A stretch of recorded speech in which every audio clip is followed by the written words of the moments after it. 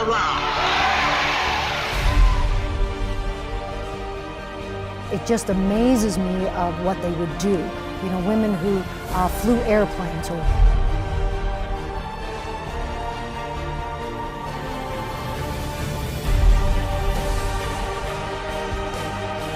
in cafeterias and in the leg shop.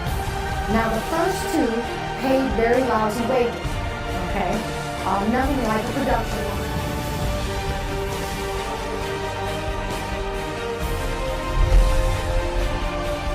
Said one loaf of bread a day for a family.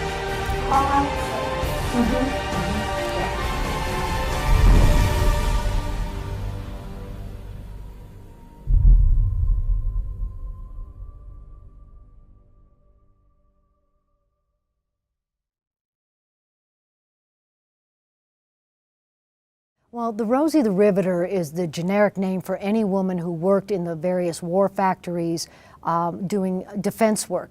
So everything that they produced was something that the men needed to win the war.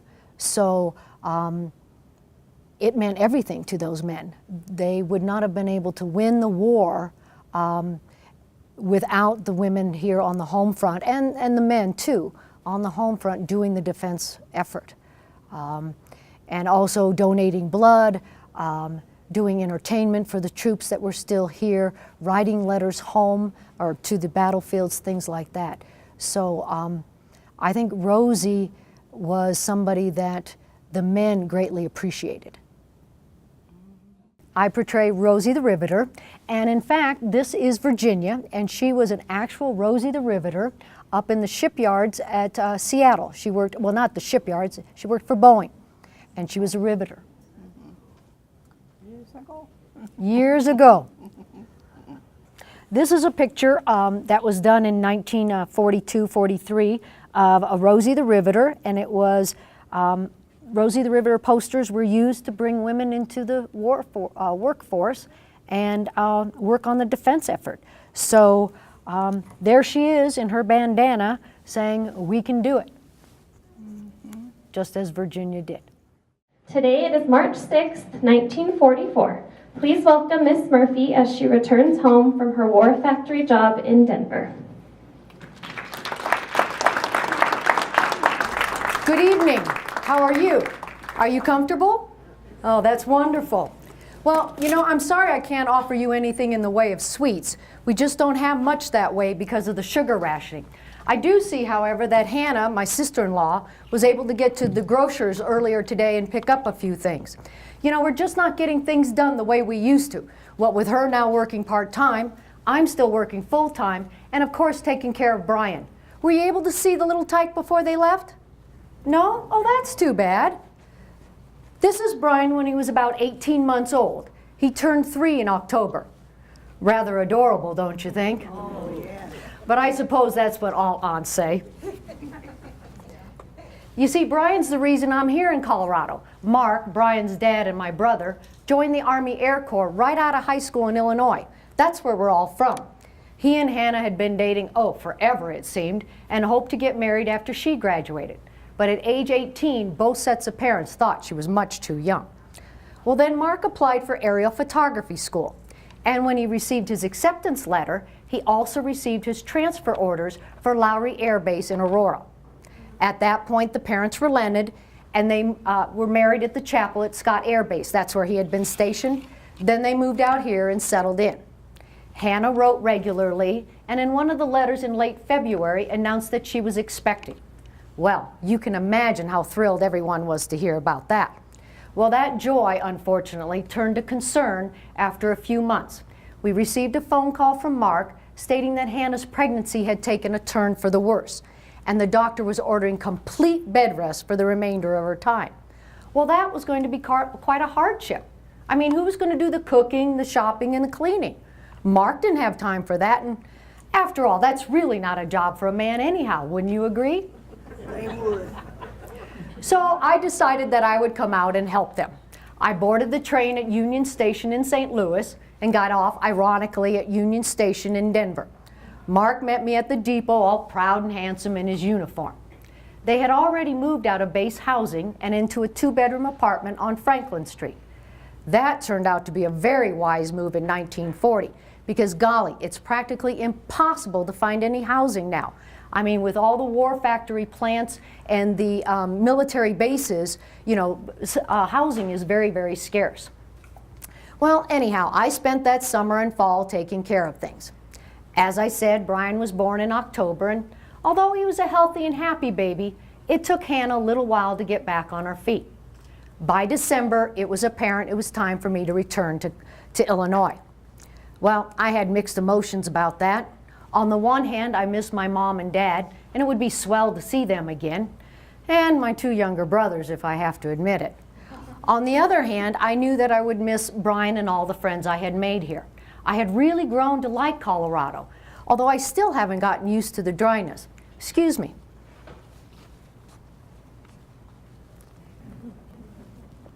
Well, fortunately for me, at this time, the federal government announced they were going to open a munitions factory in Denver to make bullets for the war. Well, some people thought that was an absolutely ridiculous idea. After all, we weren't fighting the war in Europe. But Mark believed it was only a matter of time before we too would once again be pulled into another war. And of course, he was right. On December 7th, 1941, the Japanese attacked Pearl Harbor. When they announced that they were going to hire 10,000 workers, including 4,000 women, I practically jumped at the chance. I talked it over later that evening with Mark and Hannah. Hannah initially thought it was a wonderful idea. Oh, she said, Gail, that's wonderful. I can help you review your typing and your shorthand. I said, oh no, you don't understand. I don't want to be a secretary. I want to work on the production line. Making bullets, Gail? She said, that's no job for a gal. Mark, though, was supportive, as were my folks when I spoke with them. So I went down and I applied for one of the factory jobs. I didn't care at the time which job I was hired for, as long as I wasn't going to be stuck in some office filing papers all day long. I'm glad now I was hired for Case A. I'll tell you about my job in a minute, but let me first tell you about the place I work. The Denver Ordnance Plant, or the DOP as we call it, is located on 3,000 acres at 6th Avenue in Kipling. Are you at all familiar with that part of town? Well, most of the land was bought from Widow Hayden. She'd had the largest cattle ranch in the area. Kipling used to be a much narrower, shorter country road named Howell. Once the government bought the land, the WPA, that's the Works Projects Administration, came in. They laid the railroad tracks. They extended this Howell down past Alameda and widened it. They paved all our roads, and they constructed all our buildings. We have over 200 buildings on site. We started with 4 main manufacturing areas.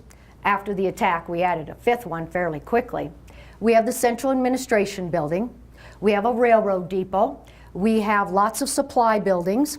We have, of course, a guardhouse and 30 guard towers. And then we even have our own hospital. It's practically its own little town out there. Until this last December's layoffs, we had as many as 20,000 workers. Nearly half of them were women.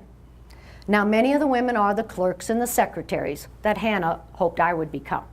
But there's thousands of women who also make the bullets, like I do. The original contract signed with Remington Arms called for the manufacture of 4 types of .30 caliber bullets. We have the ball cartridges, armor piercing, that's my specialty, tracer bullets, and incendiary bullets. We start with a brass cup that's about 1/2 inch in length and 3/4 inch in diameter.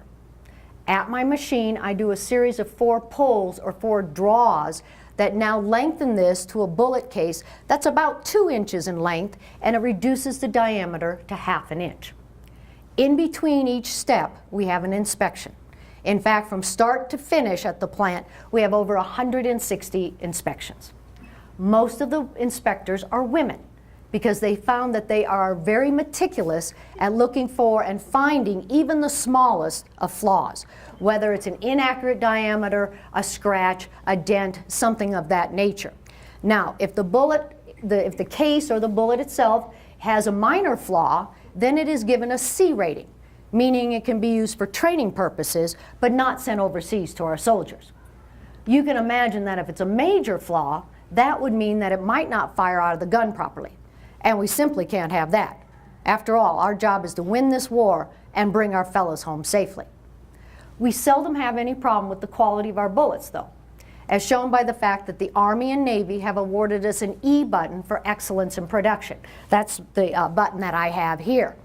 And about the only problem we did have, in fact, one time the Navy even said our bullets were too good. They didn't have enough for training purposes. But the first problem we had when we opened the plant is, of course, they had torn up that wonderful pasture land, and then the winds came along and blew the dirt into the buildings and the machines. So that caused some problems. The other problem we had is they decided to take advantage of this wonderful Colorado sun. Isn't it nice to see it again after so many days? I'm enjoying it, that's for sure. But they decided to put large windows on the western side of our manufacturing plant. Well, once we opened up for business, can you imagine why that didn't turn out to be a very good idea? Why would that be? Hot, exactly, you're right. So they boarded those up, yes. Now, of course, the other big issue or possible problem would be safety. I mean, we've got trucks and trains running through day and night. We've got somebody working any and every hour of the day, 7 days a week. The one part, though, that is particularly dangerous is the gunpowder storage area. And there the men are under very strict requirements. The men there have to have brass-soled shoes. And then the gunpowder storage area, the floor is lined in brass. Now, I first heard this story, and believe me, I thought it was a wild tale, because I see some of you are a little puzzled also. Well, Jimmy, he used to work with me, but he joined the Navy. We were coming back home one day on the bus after our shift, and he was telling me this. Well, you know, the fellows love to tease us and hide tools on some of the women, and you know, even out in the shipyards, they'll take those lunch pails and they'll glue them to your workbench. Okay, so they'll cause all sorts of little problems for us sometimes. So Jimmy he just loved to tell tales. And I told him, you know, Jimmy, I grew up with 3 brothers. I'm not going to fall for any of your tales. But he kept insisting. So that evening, I talked it over with Mark. He was still stateside. And Mark said, no, I think, you know, for a change, Jimmy wasn't trying to pull your leg. And I said, well, I don't understand. That doesn't make sense to me. Well, then Mark explained it, and it made perfect sense. Do you have any idea why you'd have to have brass-soled shoes and brass on your, the surface of the gunpowder storage area? No sparks. No sparks, no static electricity. Because if you had static electricity in a gunpowder storage area, what's going to happen? Kaboom. Kaboom, exactly, okay? Now, we have disability and hospitalization insurance, but we really would prefer not to use it. Now, of course, in the main production areas, we're not under quite those strict of requirements. I have to keep my hair covered, have to keep the clothing out of the way of the machines, and of course, wear heavy shoes in case something gets dropped. Once again, our safety record is excellent. We haven't had any major problems like other plants. Maybe you heard that last May of '43, the munitions plant in Maine exploded, killing 15 workers and injuring dozens of others. I think the worst accident we had was just last week with the ice. Mrs. Hammer slipped down some steps and broke her ankle.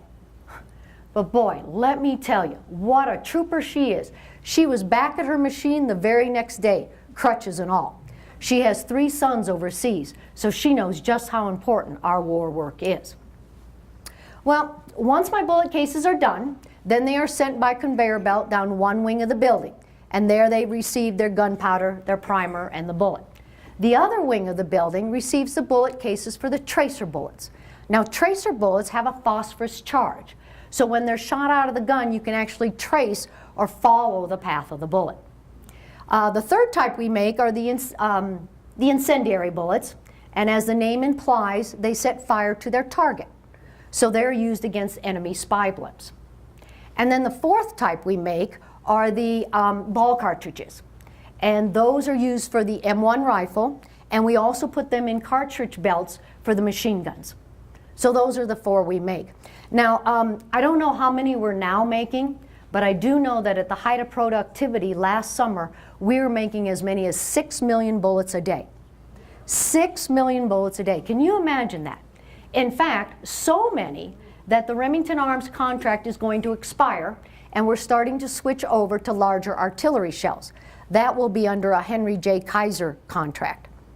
In fact, we had a meeting today. They've moved our shifts along about quite a bit, and I was afraid I wasn't going to make it today because they had me working till 5 o'clock. And you know, with all of the gas and tire rationing, most of us are going to and from work on the trolleys and the buses out on 6th Avenue. Well, if you don't get off at, you know, on time, then the buses aren't quite so regular.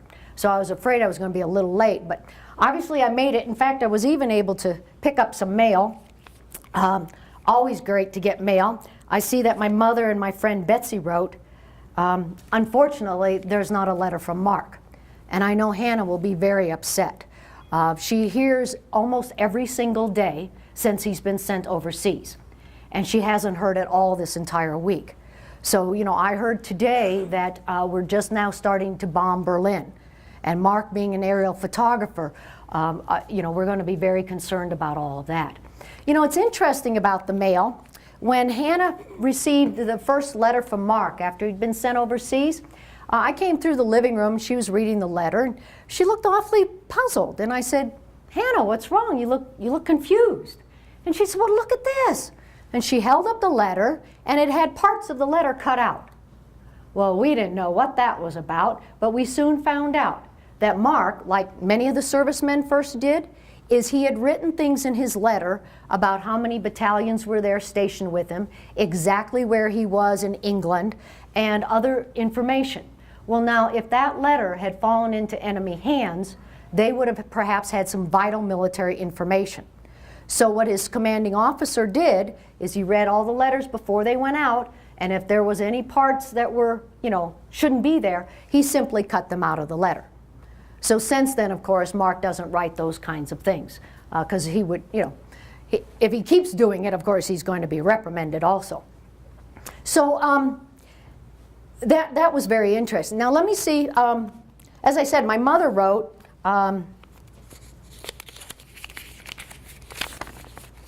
let's see what she has to say.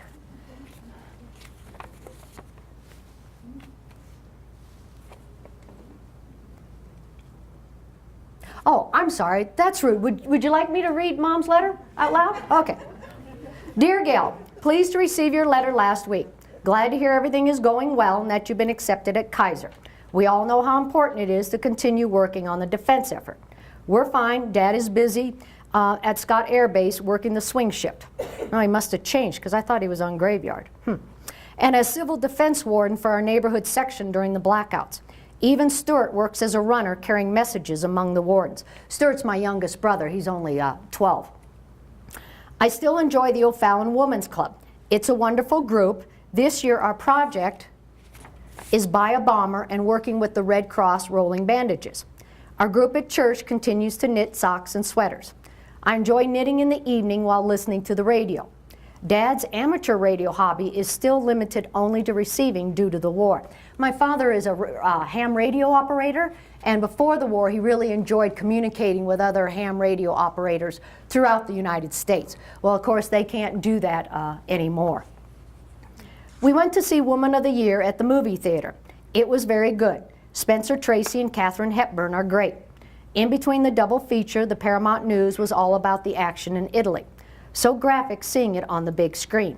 Dunham Theater had Woman of the Year until last weekend, and now this weekend they're opening up with Meet Me in St. Louis with Judy Garland. So we're looking forward to that, you know, being from the St. Louis, Illinois area. Your cousin Linda in Massachusetts has joined the USO. That's United Service Organization. They have dances twice a week for the airmen going in and out of Westover Air Base. She finds it interesting and fun meeting fellows from all over the country. Oh yeah, I bet she does. I don't doubt that at all. Those guys probably don't have any feet left after dancing all night with her.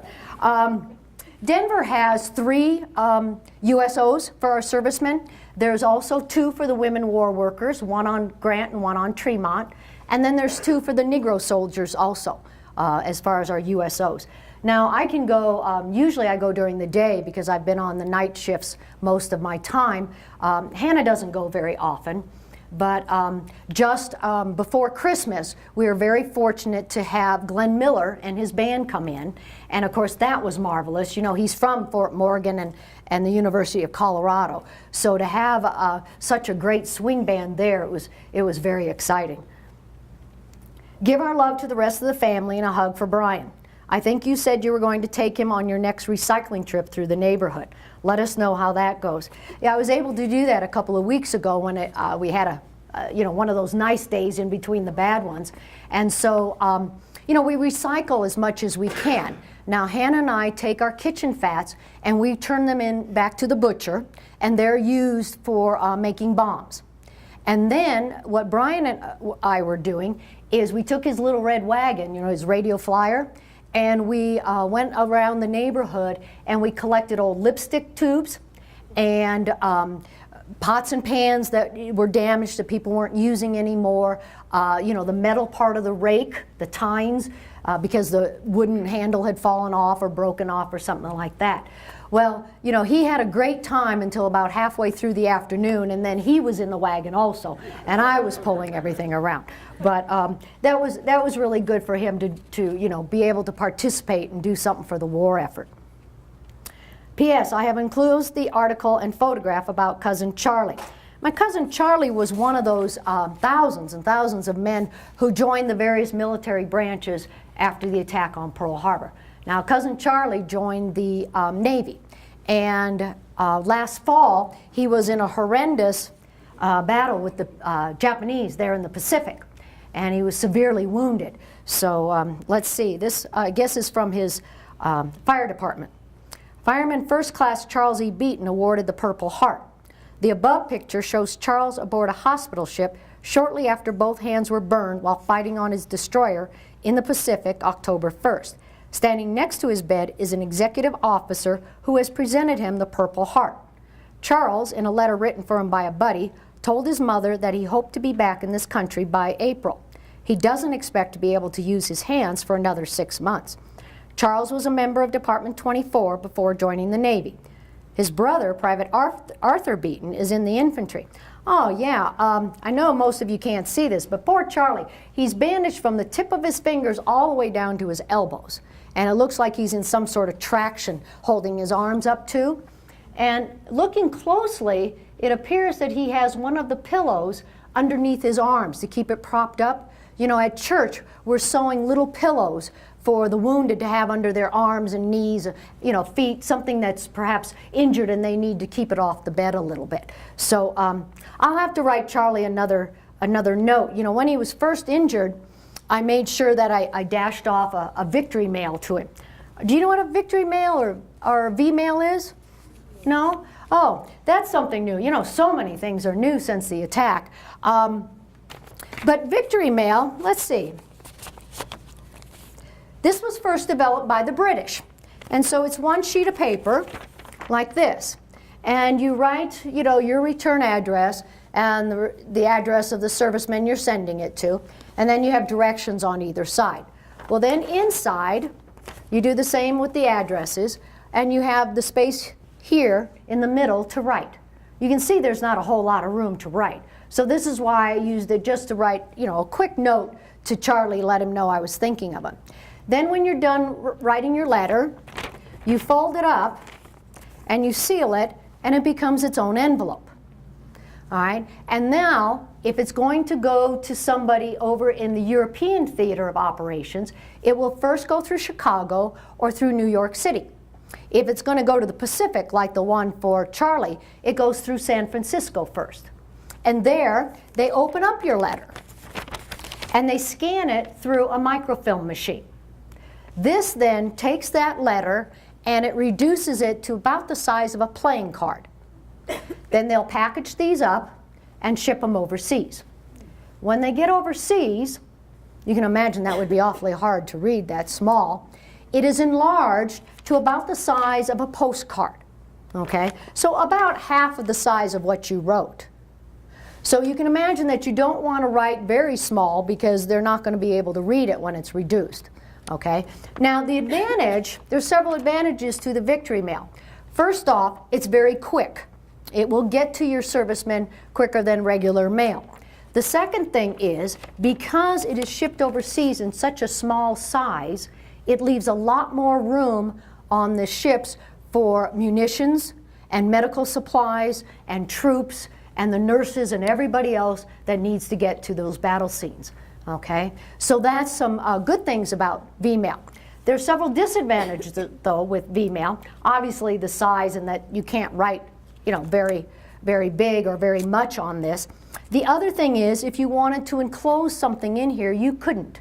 Because if we wanted to put a picture of Brian at his 3rd birthday, well, when they open it up there in the post office, it's just going to fall to the ground and that's the end of it, okay? The other problem is a lot of the gals like to seal their letters with a kiss. Well, when you try to put that then through the microfilm machine, the lipstick smear jams the machine, okay? So they keep telling us, please, please, please don't try to put any enclosures in and don't seal it with a kiss if you're using V-mail. They still did it right before Valentine's Day, you know, but we were warned not to do that. So that's victory mail. That's, like I said, something very new. Then my friend Betsy wrote. Now, Betsy is a riveter out in the shipyards in California.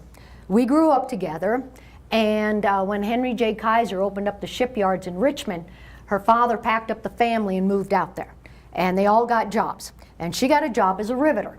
So she loves to tease me that she's the only real Rosie the Riveter because I just make bullets, I don't rivet. And of course I try to tell her, to no avail, that Rosie the Riveter is just the name for any woman war worker. She could be a welder, she could be a bullet maker, she could be an inspector, she could be working in the rail yard, whatever. Betsy won't hear of it, of course, she's the only one. But she also likes to put on the back of her letters some of the war slogans that we hear around town and on the radio. This one, use it up, wear it out, make it do, or do without. Okay. So I haven't heard from her in several months. I was beginning to wonder. Dear Gail, things are swell here in California. How are things in Colorado? I read where President Roosevelt visited your plant the other day. Did he pass out campaign buttons? Yes, in fact, he did. I got one. My dad thinks there should be a law against one man being president so many years. Well, as you can imagine, Betsy's father is a Republican and not a Democrat. I was glad to hear you were not laid off and am instead now a member of the Kaiser workers. Probably earn the same amount of money, won't you? Do you think you can work there after we win this war? I know we signed on for the duration, and it will be grand to have all the fellas home again, but boy, I sure like my job.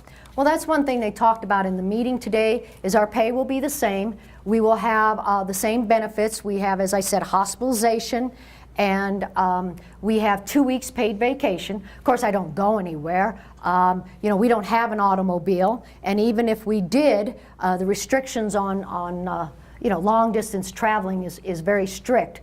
And we would probably only qualify for an A ration stamp, a gasoline stamp, which means about 3 to 4 gallons of gasoline a week. Well, you can imagine that's not going to get me very far. In fact, I know a young couple that do have an automobile, and they have an A stamp, and they said they work out at the plant with me. They don't use it to get out there. Even if they could carpool, they said it just isn't worth it. But they said the best use is they have a little infant, a little baby girl, and so they wait until she gets fussy and won't fall asleep. And then they bundle her up, put her in the car, and drive around the neighborhood. And usually that'll put her to sleep. So they say that's probably the best use of their gasoline.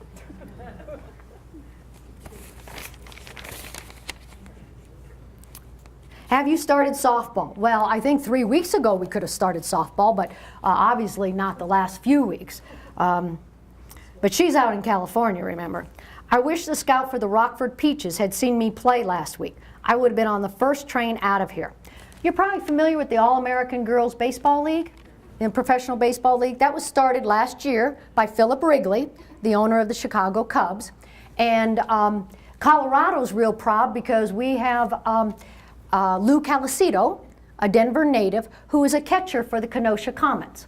And when she was selected, they interviewed her on the radio there in town, and then there was a write-up in the Rocky Mountain News and the Denver Post. And it was very interesting to me because she said what made her laugh during all the training and the tryouts and things like that was not learning some of the baseball things that were different from softball, but the fact that they had Helen Rubinstein's charm school come in, and they worked with the girls on personal care and charm and things like that. And once they were selected, there was 15 girls selected for each team, then each girl was given a little personal care kit from Helen Rubinstein. So they're, of course, playing throughout the country. They're playing some men's teams. They're playing, you know, anybody they can practically, and of course each other. And then when they're not playing games, they're visiting the hospitals and the USOs and other places like that, the railroad canteens, things of that nature. The family is fine, but Louise's unit is expecting their orders any day now, so Mother is quite anxious. However, Louise is raring to go. You know how she is, wants to be as close to the action as possible. Louise is her younger sister, and she, like another 400,000 women, joined one of the military branches. And in her case, she joined the Waves. That's the Navy equivalent, female equivalent, you know, for the Navy. And then, of course, we also have the WACs, the Women Army Corps. That's obviously the Army. Then you have the SPARs, Semper Paratus, Always Ready. That's the model for the Coast Guard. And so we have female Coast Guard members, and then female Marines, of course. And then even though they're not part of the military, we have the WASS, the Women Air Force Service Pilots. As I said, they're not part of the military, but they're doing military duty. They're ferrying planes from where they're produced out to the shipyards so they can get on the new ships. They're also training pilots. They're testing new aircraft. They're even towing targets behind the airplane so that men can get practice shooting at a moving target. Unfortunately, they're also dying in the line of duty. Last March, just about a year ago, Cornelia Fort, she was one of the first women recruited to be on the ferrying squadron. She was flying in formation with a number of other male and female pilots. And for some reason, one of the male pilots decided to break formation, and he came around and got too close to her airplane and clipped her left wing and sent her plummeting to her death. She was only 24 years old. We're really upset about that, not just because, you know, another life lost, of course, but she was in Fort Collins as a pilot instructor before she was recruited. And even before that, she actually survived the attack on Pearl Harbor. She was a pilot instructor out there at Hickam Field, and she was in the air with a male student when the Zeros came flying in. And so recognizing that there's a severe problem there, she grabbed the controls from her student and got him down safely. So quite a tragedy there. Now, you know, most of the women are in the various branches. A lot of them are nurses, the Army nurses and the Navy nurses like Louise. And the Army nurses went overseas practically on the heels of the fellas. I mean, they were there in North Africa. They're moving their way up to up the Italian peninsula and everything else as evacuation and field hospital workers. Now, Pueblo even has a woman who joined the Navy, and she's not a nurse though. She joined the Waves, and she's a radio operator. She's just recently been sent over to Hawaii to do her stint out there. So that's Kay Keating. I don't know if any of you are familiar with Kay, but yeah. So there's lots of Colorado women that are in the various services. I mean, yeah. Any job possible that they can do in the military to you know, free it up for a man to fight. How are your parents? Uncle Carl says he sees your dad at the safety meetings all the time. Aunt Betty's Victory Garden this last fall had a banner year for tomatoes. Did you and Hannah plant and can again this last year? Yeah, there's a big push, of course, for us to grow our own, to have a Victory Garden, and then to can what food that we don't, you know, are able to eat right away. So there's a plot there at the end of the block that a lot of us there in the apartments are able to use. And so we grow things like carrots and beans and peas and onions, things of that nature. And then, of course, as I said, we do a lot of canning. So there's a slogan, eat what you can what you can't. All right, so we try to do that. Of course, the problem with canning is it takes sugar. And sugar is one of the major products that is rationed. So what we've had to do is apply for a separate sugar certificate for canning. And that way you get enough sugar for canning. You have to tell them how much you think you need. So this is one of ours here that, you know, and it just says a sugar purchase certificate. And it's not valid before a certain date, and then of course it also will expire. So we've had to use that. They also have a green thumb contest to encourage those gardeners. And this last year, the elementary school winner was a little girl named Barbara Ann from Colorado Springs. And she was able to plant on her grandmother's 2,000 square feet of garden plot. And she harvested like 300 heads of cabbage and 350 ears of corn and all sorts of things. So quite a feat for such a young little kid. The adult winner was a woman out on the Eastern Plains.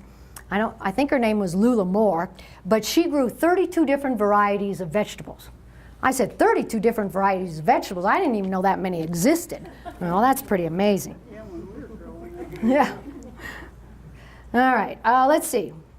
With Hannah working part-time, where does Brian go during the day? Maybe now that a Kaiser is going to run the plant, they will open up a daycare like the one here in Richmond. Well, they're not going to. You know, there's only about 3,000 daycares tied to the various defense plants, and we have hundreds and hundreds of defense plants. So Hannah, in fact, was going to see if she could get a job there at the plant. And I was really surprised when she came to me and asked me if I thought that Remington would hire her just part-time back in November.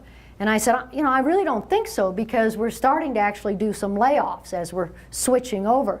And I said, why are you interested now? You know, I mean, Brian's only another year old. I mean, he's just 3 still. And she said, I can't stay home all the time. She goes, I'm listening for the door. And of course, I knew what that meant. She was listening for the knock at the door, that there would be an officer on the other side with a telegram about some bad news on Mark. So instead, she went downtown and got a job at the May Company. So she's a sales clerk down there. And that works out well, because she usually works during the day and I work in the evening, so we're able to take care of Brian without calling on Mrs. Langston upstairs or some other of our neighbors. So that works out pretty well. Must run off to work. The Liberty ships are flying off the line in less than 3 days. You can tell Betsy never brags. I'll have to write her back and let her know how everything went. Are you familiar with riveting? Do you know how that works? Riveting's very interesting. Betsy explained it to me. And it's actually pretty much a 2-person job. Okay? You have a rivet gun and a riveter. And it's, you know, kind of looks like a big tube thing. And it's all full of the rivets. Now, rivets kind of remind me of a wooden dowel, but it's not wooden. Okay? It's a rod. And those will be in that machine, as I said, in the gun. And then on the other side, you usually have a partner called a bucker. Okay, so what you're trying to do with rivets is you're putting together pieces of steel, such as for the battleships or the bombers or things like that. Okay, so I had Hannah make me something, or not Hannah, but Betsy, when she was first in training. I said, if you get a chance to make something that, you know, just a little something that you could send me, please do so. So she made me this picture frame. Okay, so it's 2 pieces of steel, and so one person would be on one side of this, and they would be shooting the rivet in. The other person has a piece of steel, and that's the bucker. Okay, and so they're up against the back side here. So I like to think of it as like a stapler. Okay, now if you just open up the stapler and just shoot it across the room, it's really not going to do anything. Okay, you need that bottom piece so that those staples can get bent and hold your papers together. Well, the same idea is true with the bucker. okay? That they'll be down there and, you know, so you shoot it through and they kind of smish it. So I think I can probably pass this around. It might have a few sharp edges, so please be careful. She didn't clean it up very well on the back. Normally that would have been shaved a little bit more, but it kind of gives you an idea. The other reason I want to show this to you is because the photograph is of my softball team last summer that won the city championship. Okay, so I thought it was rather ironic that all the problems that Betsy gives me, I can use her frame to, you know, to put myself out there. So that's that. That's why you did that. That's really why I did that. Exactly. Yeah, yeah. So so that's riveting. I mean, as I said, women are also doing welding. They're electricians. They're mechanics. They're machinists. They do templates. Chemists, scientists. Human computers of sorts. They're doing practically any and every possible job you can. Now, a lot of times these jobs are out in the open, and you know, it's dirty, it's cold, it's icy, it's windy, it may be really hot and humid, depending on where they're working. And but we don't mind, because we know that what we're doing is important for the war effort, that what we're doing is going to bring our fellows home safely. And that's what's important to us. And so besides doing all those jobs, we're trying to do as much as we can on the home front to help bring them home.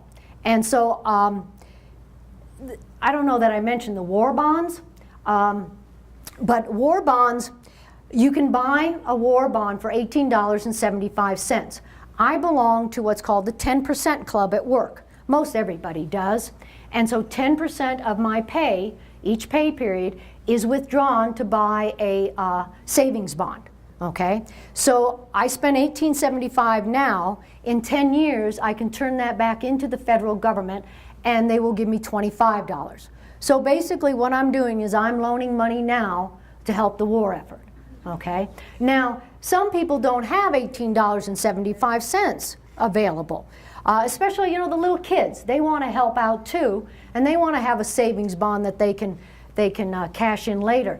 So there's also war bond stamps, and you can buy those stamps for 10 cents each. You put them in a savings bond book, and then when the book is full, it's $18.75, and you can turn that in for a war bond. Now, what we've decided to do as we're coming up into the spring dances and things for the high schools, and we've got a number of girls around in the neighborhood, is Hannah and I, and I know we're not the first one to come up with this idea, we've taken war stamps and we're making corsages out of them.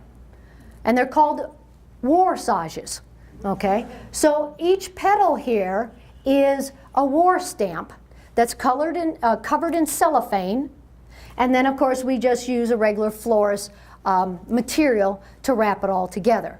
And so then the girls will be able to still have a corsage even though you know, the flowers aren't available. So we're working on that. We thought we would put a red, white, and blue ribbon around it to kind of decorate it too. So that's the war bonds. Now, of course, we donate blood all the time. You know, just the other day, I think it was Sally fainted at her machine, and they keep saying, please don't donate blood right before your shift, you know, at least wait until after your shift. So if you know, fall down or something, then you've already punched out, I guess.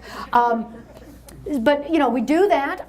We go down to the USO. A lot of gals will go down and work at the railroad canteen. So when the guys come through town and they get a stop at the railroad station, they can get off, they can get a cup of coffee, have a smile, a laugh, you know, a donut, some cookies, things of that nature. Now there's quite a few people that will invite the servicemen into their homes, okay, for a home-cooked meal. There's a doctor there in Denver, no, excuse me, not a doctor, she's an attorney, and she's been taking fellows out every Sunday for a dinner at the Cosmopolitan Hotel. So that's pretty swell on her part to do that. Let's see, what else are we doing? Oh, well, of course we're doing the rationing. And I haven't told you much about the rationing. That started right after we declared war on Japan, because they obviously bombed us. And so the Office of Price Administration runs this program. And each person in the household, not just the head of the household, every single person receives a ration book, okay? And inside are ration stamps. Now originally it was that each book had 64 red stamps. That would be for meat products and for cheese. And it would have 48 blue stamps, and that would be for canned foods. Okay? So when you went to the grocer, you had to give them not only the 51 cents per pound of ground beef, but you also had to give them the correct value of ration stamps. I noticed this week ground beef, as I said, is 51 cents, and the red stamp value is 10. No, excuse me, it's 8. It's 8. So what would have happened when Hannah went to the grocer today, she would have done ripped off the stamp, given it to the grocer, and of course she'd get change back. If she gave him a dollar bill, she'd get those 49 cents back. But what about change from your stamp? Her stamp was a value of 10. So what is she going to do? You know, they're not just going to like rip off part of the stamp. That's not going to work. So the government has come up with little tokens. And I think she left some here. Oh yeah. So she would have received 2 red tokens back.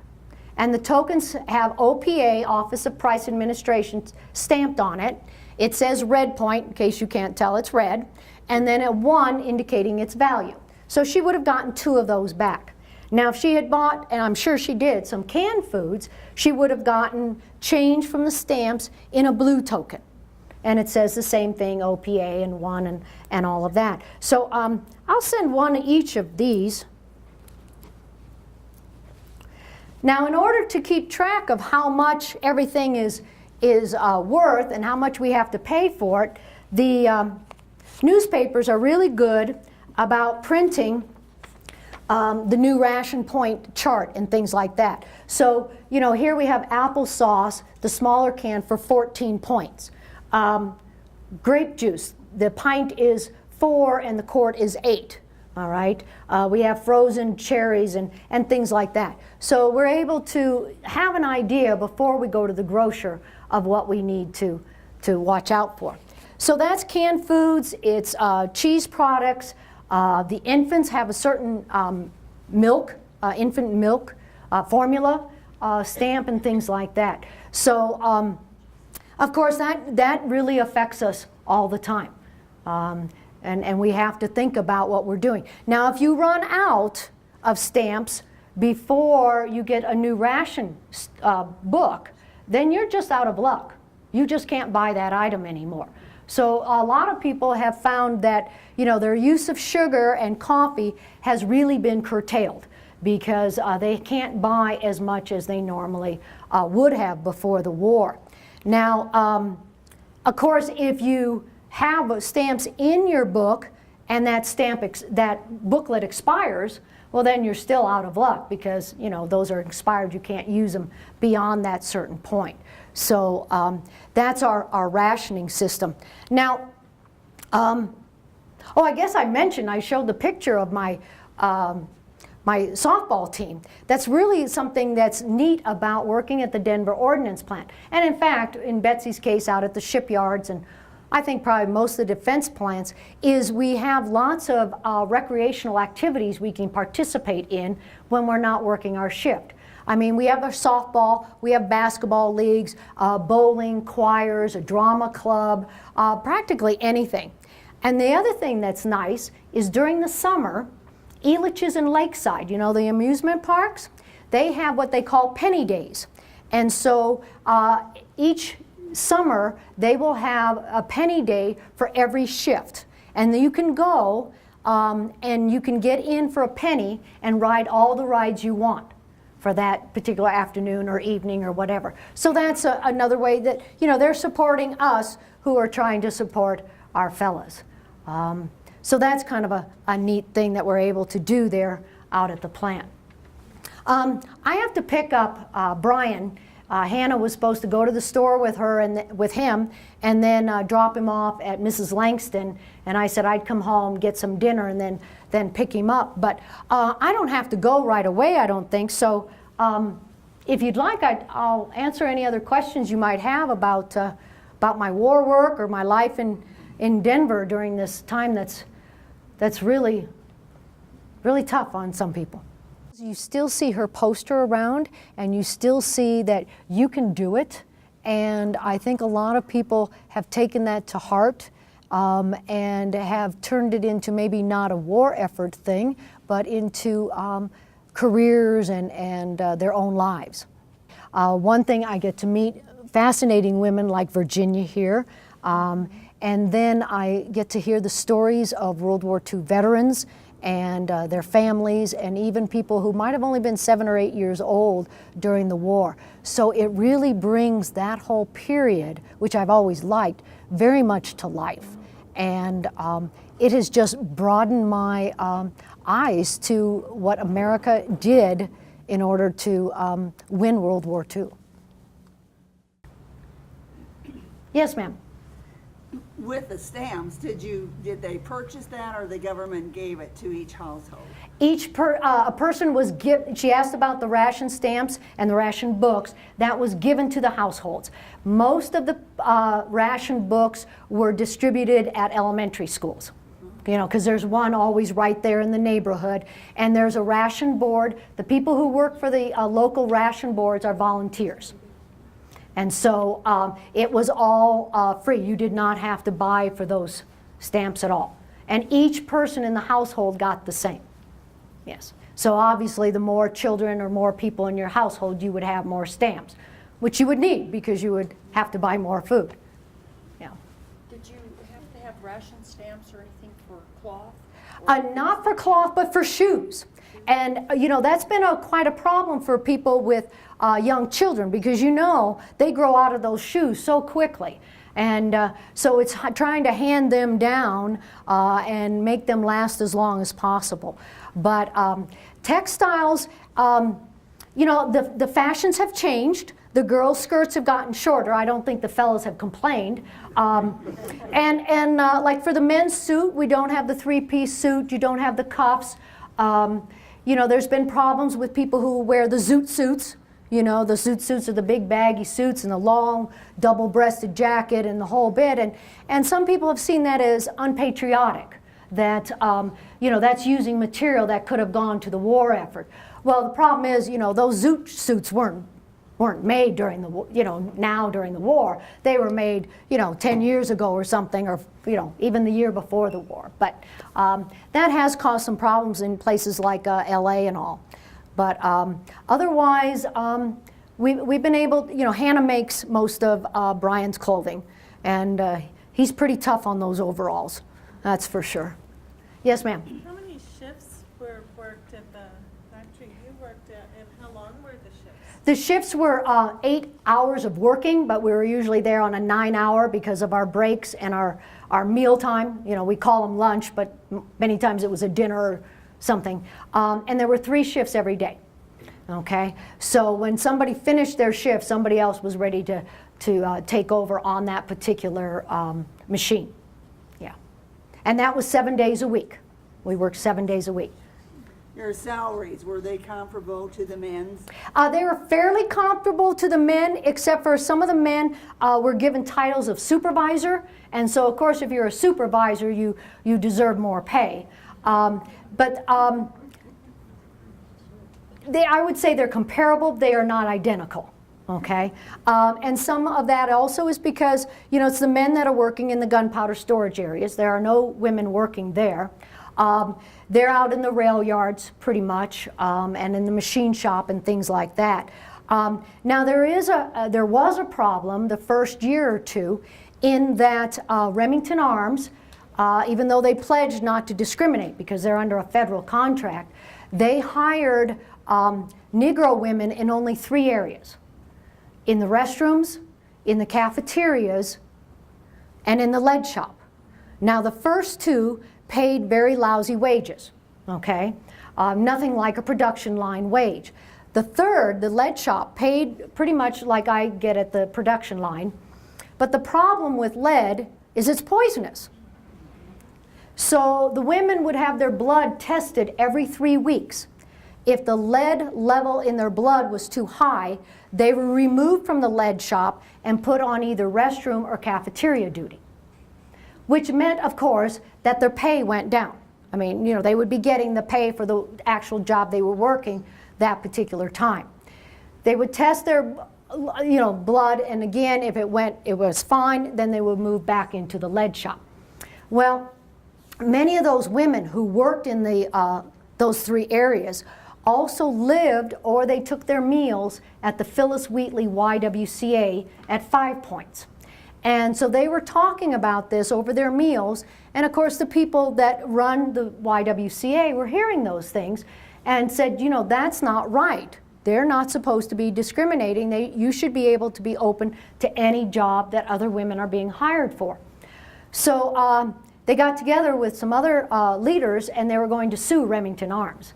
Well, as soon as Remington Arms heard about that, then they changed their policy, and they started hiring those women in as inspectors and also in the regular production line, like with me. Okay, so that did change, but that originally lasted about 18 months. So quite a shame to be doing that for that reason. Yes, ma'am. What did they make? Is it the lead shop? The lead shop, lead is used for parts of the bullet and the bullet cases and things like that. So they're handling the lead. Yes, sir. I have a suit jacket that said it was passed by the War Board or something, but it looks like 1939 instead of during the war. I'm sorry, I have a suit jacket that apparently was from that era. It was passed by some board that it's okay to wear this.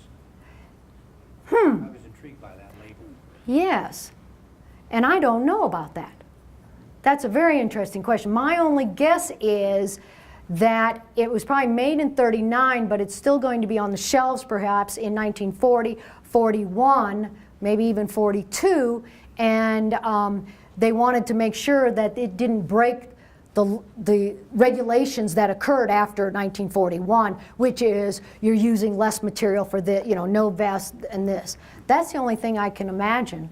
I'll have to check into that. That's intriguing. Yes, sir. What was your hourly rate? My hourly rate in my job was 65 cents an hour.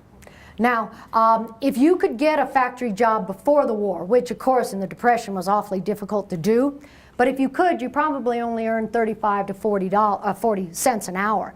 So I'm making very good wages. And of course, there's not a whole lot for me to spend my money on. You know, we would love to buy a washing machine, but they're not making them. Okay, and people who have them are holding on to them and trying to make them last throughout the war. So I spend my money on the war savings bonds. I also have a savings account at the bank that I'm saving money. And then, you know, I love to read, so I'm buying lots of paperbacks. But, you know, the radio is one of our biggest entertainers. You know, we listen to the soap operas there, we get our news, we get to listen to the baseball games and the whole bit. So not much is spent that way. The movies, depending on, it might be 10 cents, might be 25 cents. That's very rare. It's very good money. It is very good money. Yes, sir. How was Rosie the Riveter poster created? In 1940, well, there's a couple of different posters. It depends on which one you're talking about. You're probably most familiar with the one, We Can Do It, okay? That one was done by an artist for the Westinghouse Company factory.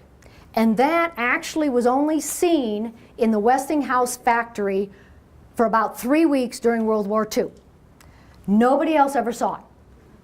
But yet you see it everywhere, right? Okay. What happened is in the 1970s and 80s, as you get that next wave of feminism, somehow that comes out. People see it, and it just explodes. In today's vernacular, it went viral, okay? That's one. Now, the other, there's a couple other Rosie the Riveter posters. Rosie the Riveter was a song, and that was written in 1943. And they figured that song Norman Rockwell heard. I mean, it was on all the radios, and back then, singing groups, everybody could sing the same song. There was not all those copyright issues and things like that. So the most popular version was by a black group called the Vagabonds. And Norman Rockwell was the illustrator for Saturday Evening Post. And he made a Saturday Evening Post cover for May 29th, 1943 with a Rosie the Riveter. And he has her sitting on a stool with her legs crossed. She's got a ham sandwich in one hand. She's got goggles and a welding mask, which is wrong. You wouldn't have both as a welder, but they're there. She's got her overalls on. She's got a compact, a mirror stuffed in one pocket. Her foot is actually resting on Mein Kampf, Hitler's book. Okay? Get the picture? All right. And she's got her rivet gun laying across her lap. All right? So that is a very popular one.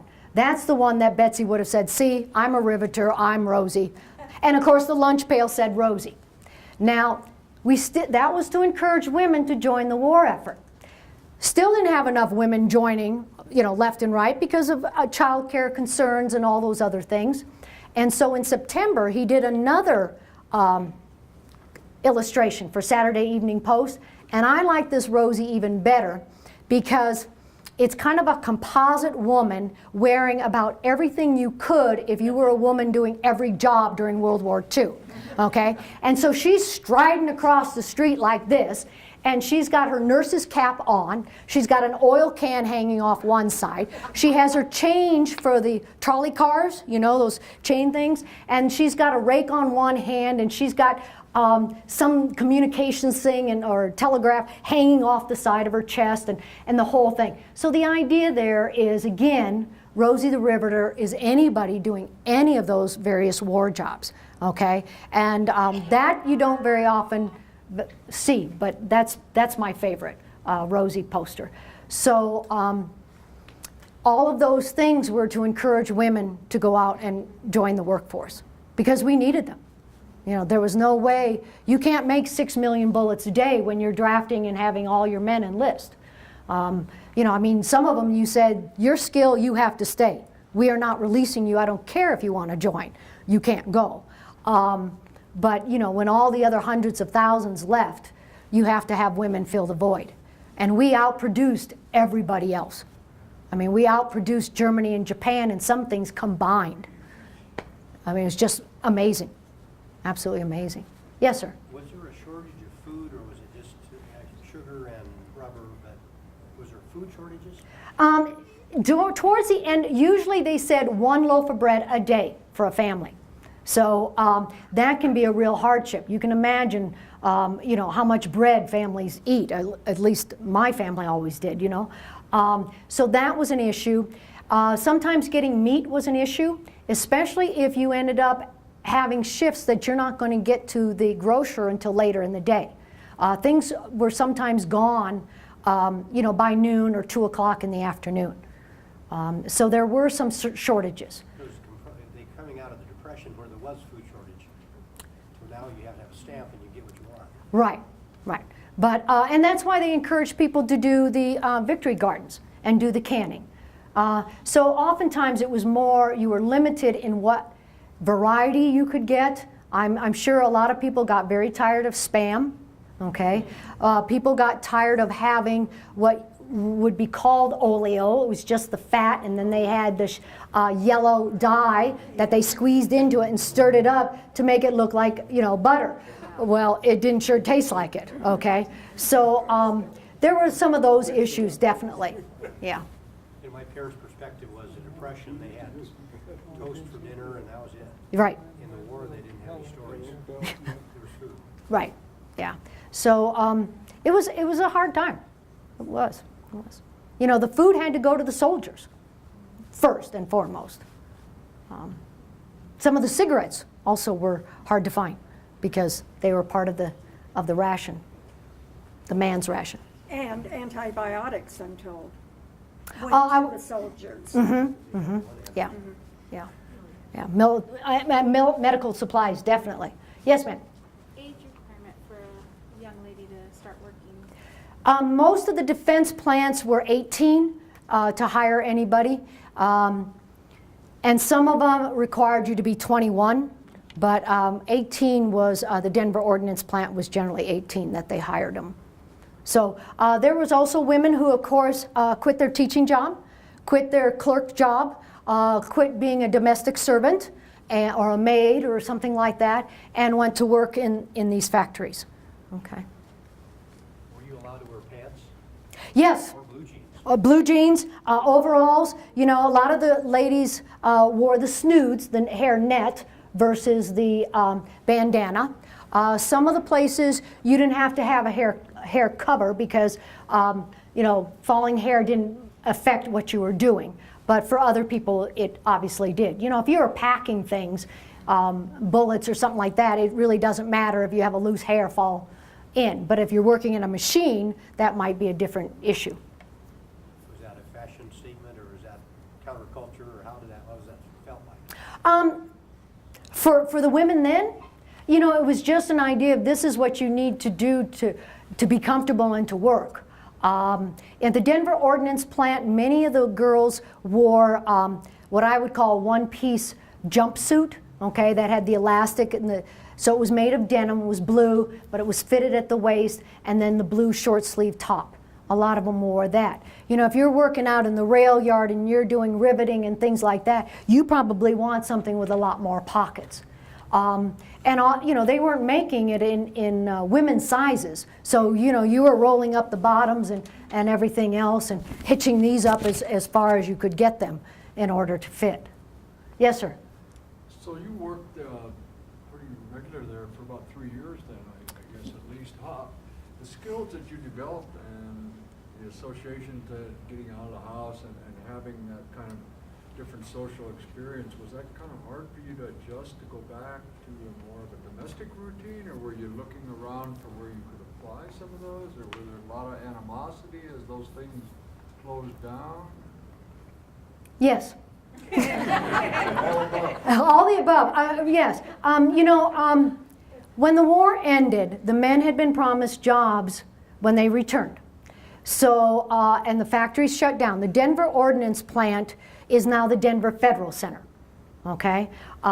So at the end of the war, when the Japanese surrendered, they basically closed down the plant. By October of 1945, there was maybe 200 people at the Denver Ordnance Plant versus 20,000. Those were basically just shutting things down. Some of the women were more than glad to leave, okay? They did their part, they did their job, they are now wanting to go back or start a family, depending on the situation, or perhaps return to teaching or whatever they had been doing beforehand. Other women went kicking and screaming. They did not want to leave the factories. They liked the job that they did. They enjoyed the camaraderie with other people. They enjoyed earning a paycheck that was just their money. It wasn't pin money, you know, that they were given a certain allowance and that's what you get to buy whatever else you need other than the household things. So from all my readings of oral histories on the women and interviewing some of the ones I did, it's a mixed bag. Some were very happy to move on, others were not. Others were a little bittersweet, but they're like, I'm okay with that, all right? I can go on. Some women didn't move on, they actually ended up staying. I've talked with a woman whose mother worked for Boeing Aircraft, and she actually stayed in Boeing and worked up from production into a fairly high position in Boeing. Very unusual for the 40s and 50s and things like that. Had another woman who was trained as a template maker. She was a draftsman, and she stayed a draftsman throughout her career until she was like in her 60s. So some of them were able to continue, but you have to remember that a lot of those jobs that existed didn't exist afterwards. You're not going to make 6 million bullets a day, you know, and that's just one plant. I mean, they were making them in Omaha and in St. Louis and in Connecticut and everywhere else. So some of the plants were able to go back to something else, but a lot weren't. And women who stayed, some of them stayed with the company, but they now became that clerk or that secretary or personal assistant. men were provided when they came back with the GI Bill. Yes. Did they allow anything like that for women who had served their country as well to continue their education? Yes, they did for the Waves, the WACs, the Coast Guard, and the Marines. They did not do it for the women Air Force service pilots because they were not ever recognized as military. In fact, they tried to get military status in 1944, and Congress vetoed it, well, they didn't veto it, they just didn't pass it. And so they actually disbanded. The WASP disbanded the middle of December of 1944. They didn't even finish off the war, so to speak. They didn't get military recognition until 1977. And then finally in 2010, they were awarded the Congressional Gold Medal for their service. But when those WASP were killed in duty, there was 38 killed in duty here in the States, their parents had to pay to ship the body home. One woman who died, the parents got a telegram saying, your daughter was killed today, where do we ship the body? Oh, wow. Oh. That was it. That was it. So, pretty rude, pretty rude. But the other women did have the GI Bill, yes, because they were military status. Yes, ma'am. What was the postage like for the V mail and the regular mail? And if you added something extra in your regular mail, like extra pictures or anything, did it cost more, or was it a flat rate? Or? On the postage, it was usually 3 cents. Okay, if it was extra heavy, then they would have charged by the weight for that, and then you would have added more 3-cent stamps. Was it same for the V mail also? Was that considered the same? The V mail was usually 3 cents, except for the servicemen were able. My understanding is servicemen were able to mail things free. What do you do with the letters after they microfilm them before shipping it? Oh, it just went into the pile of refuge, trash. Right. Yes, ma'am. Are there any records, payroll records of women that did that job? My mom was a riveter, but she never bragged about it way back when we were growing up. So now that we know that, we're wondering, well, where, she says it was in Seattle. Okay. Boeing. But we'd like to research it and find out what year, what she was doing and whatnot, but is there any place like that? Most of the companies will have, she asked about her mother who worked as a riveter in up in Seattle during World War II, and are there records that they could find out more information about that. My guess is that Boeing would have records. Many times those records are kept with the company, but some companies have donated their archives to the Historical Society of the region or the libraries or something like that. For instance, the Denver Ordnance Plant, most of their records are with the National Archives, and there's an office there in Denver, in fact, right there on the plant. So I would contact Boeing and find out what records they might have. Some of the records have become digitized, and you can find them online also. So yes, that would be fascinating and a wonderful history for you to have. And if she would tell you her stories, that would be even better. Yes, ma'am. Hi, my great-grandmother was a riveter, and she died from complications due to Alzheimer's. And I'm just wondering if you knew if there was ever any link between the black women who were getting subjected to lead poisoning over and over again, and later getting other illnesses like Alzheimer's. You know, I haven't heard of any link, but I sure would be suspicious about those kinds of things. You know, we just didn't have any idea back then. I mean, when you look at these newsreels, you've got women out there, men too, you know, they're riveting and doing things. There's no ear protection. There's, you know, very little face protection. And so they were subjected to a lot of that. And I don't know exactly all what lead does to a person poison-wise, but that, I bet if you did some searches online and things like that, you may find some. And there might even be, I wouldn't doubt that there's a whole string of blogs and things where people are linking all of this together someplace. Yeah. Yes, sir. Back to the rationing just a little bit. From my own family, I was born in Los Angeles 2 weeks before the war started. And for the first 3 years of my life, I had shark meat. It was not rationed. It was dirt cheap. And that way my folks could save the meat stamps from my book. And then here, where my family is from, all of my family, the men, were hunters. That was not rationed either. Right. So there was a lot of elk meat, venison in the family. Yes, yes. So he's saying, you know, out in California, he had shark meat because it was plentiful. And then, you know, hunters, people who are fishermen, you supplement it that way, just as you did during the Great Depression. Definitely. It worked out well. Can you tell us how many women were riveters here in Pueblo? Here in Pueblo, I cannot tell you. I do know that at the Colorado Fuel and Iron at CF&I, they worked every job there was available there. They started off in the machine shop and then went into all the different other areas at the plant. They also were truck drivers for Colorado Supply Company. That was the, I don't want to call it a company store, but the store that was, the supply company that was tied to CF&I. And if you go down to the Steelworks Museum, they've got some of those pictures blown up of the women outside the Colorado Supply and all of that. So, yeah, I mean, and they worked at the depot, you know, the Army depot, the Ordnance depot. So, all over, various places.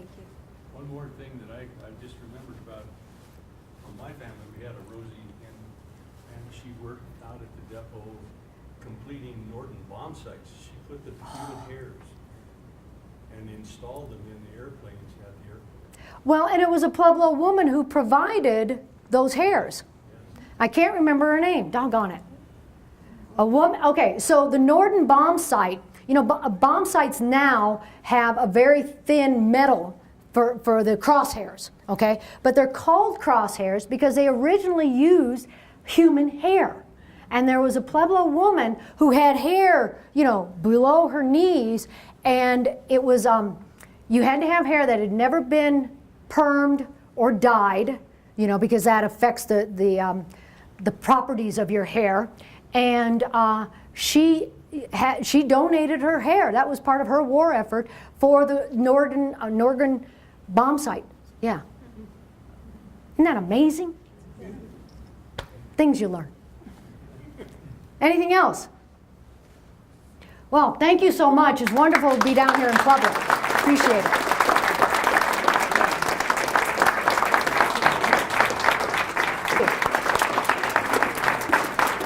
You're right, it's a definite emotional connection. When I've interviewed these women, it just amazes me of what they would do. You know, women who flew airplanes, or women who crawled into tiny spaces to rivet things under all sorts of conditions.